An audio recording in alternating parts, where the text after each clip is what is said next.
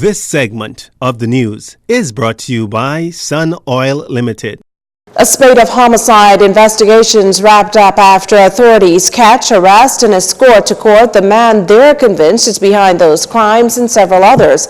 Return now to our area Bolag for the details. Not yet inside the courthouse, and 40-year-old Eduardo Carey was already pleading his innocence, and not before a magistrate but family members of one of his alleged victims. A handcuffed and shackled Carey turned his face to the heckling crowd and shouted, "I ain't charged for that." Carey also had one of his supporters, one of whom shouted, "Freedom." The Windsor Lane resident is believed to be behind 3 counts of murder and 3 counts of attempted murder in the case of 4 separate shootings.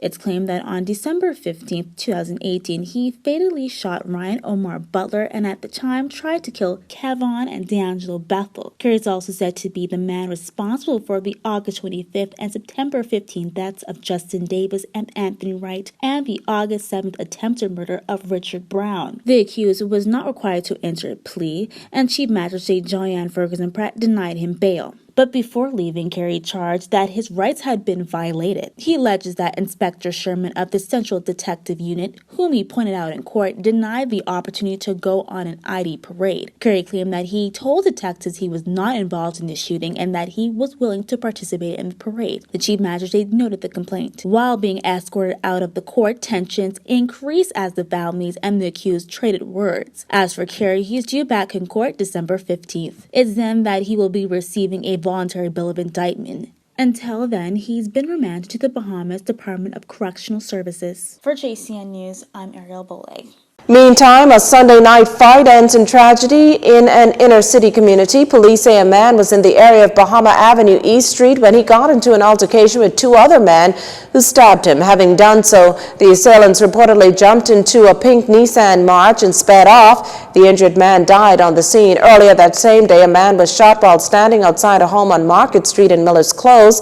The victim in this case has since been treated and discharged. The hunt continues for those responsible for the crime, as well as the owner of a 9mm pistol recently found in an abandoned building on Peter Street. The Union of Tertiary Educators of the Bahamas calling on UBE officials to get back to the bargaining table. UTEB President Daniel Thompson telling us that while he's certainly empathetic to all the countries grappling with post-Dorian, it's his members out of hurricane-ravaged Grand Bahama and Abaco who stand to benefit the most from an agreement being signed.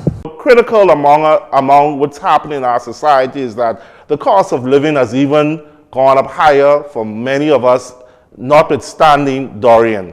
In fact, our insurances, our major health insurance plan has increased by several $100s for every faculty and in fact staff at the university. So starting September, many of our members will be taking home $200 to $300, in some cases $400 less in salaries. Now, according to Mr. Thompson, UB President Dr. Rodney Smith has expressed a willingness to resume the negotiations, but no date has been set for that to actually happen. And so we are hoping that the university, through its president and chief executive officer, will find the time to sit with us at the table. And we're reasonable, we're Bahamians, we are nation builders, we are nationalists, but we also need to be able to survive. We need to be able to feed our families. We need to be able to get to work. We need to be able to pay our school fees and our utility bills. Understanding the differences between the university's academic senate and the union is said to be critical to these talks. Prior to negotiations being put on hold, the union and the university were reportedly discussing its remuneration package and owed lump sums. Well, an official funeral for former cabinet minister, parliamentarian, and businessman Tennyson Rawls, who died 2 weeks ago at the age of 72, and that funeral will take place this Friday at Christ Church Cathedral, George Street at 11 a.m. Interments to follow in Woodlawn Cemetery, Soldier Road.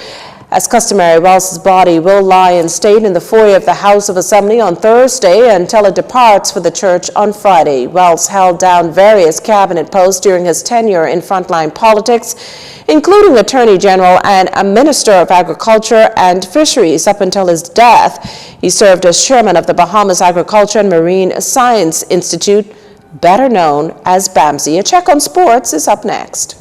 This segment of the news has been brought to you by Sun Oil Limited.